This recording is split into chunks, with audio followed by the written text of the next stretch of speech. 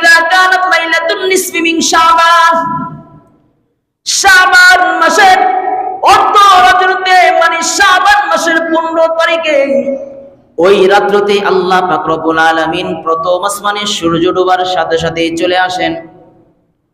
সূর্য ডোবার সাথে সাথে আল্লাহ প্রথম আসমানে আয়েশা বান্দাকে ডাকে, বান্দাকে ডাকে, ফাসুমু লাইলাহা ওয়া সুমু ইয়াওমাহা।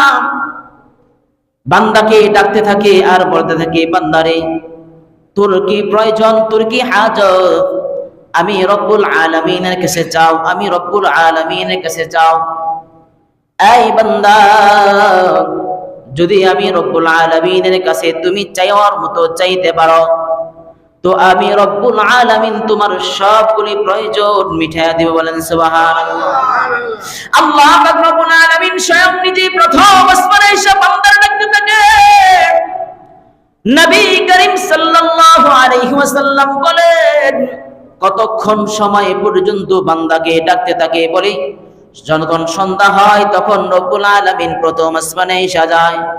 সুবহে সাদিক এর পরের দিন ফজরের ওয়াক্ত হওয়ার আগ পর্যন্ত আল্লাহ প্রথম আসমানে আয়েশা বান্দারে ডাকতে থাকে। বলেন সুবহানাল্লাহ। বান্দারে সারা রাত ভইরা ভইরা আল্লাহ ডাকে, বান্দা তোর জিন্দেগীর গুনাহগুলি তুই মাফ করে নে, আয় বান্দা আয় আয়, তোর যে প্রয়োজন এগুলো আমি আল্লাহর কাছে চাইয়া নে, আমি আল্লাহ তোর প্রয়োজনগুলো মিটা দেব। এই বান্দা কে কোন পেরেশানিতে আছো, আমি রব্বুল আলামিনের কাছে বলো, আমি রব তোমার পেরেশানি দূর করে দেব। বলেন সুবহানাল্লাহ। এই বান্দা তোমার কি প্রয়োজন, আমি রব্বুল আলামিনের কাছে এসে চাও, তো আমি রব্বুল আলামিন তোমার প্রয়োজনকে মিটা দেব। দুনিয়ার মানুষের একটা নিজাম, মানুষের কাছে একবার চাই, দুইবার চাই, তিনবার চাই, মানুষ বিরক্ত হয়ে যায়।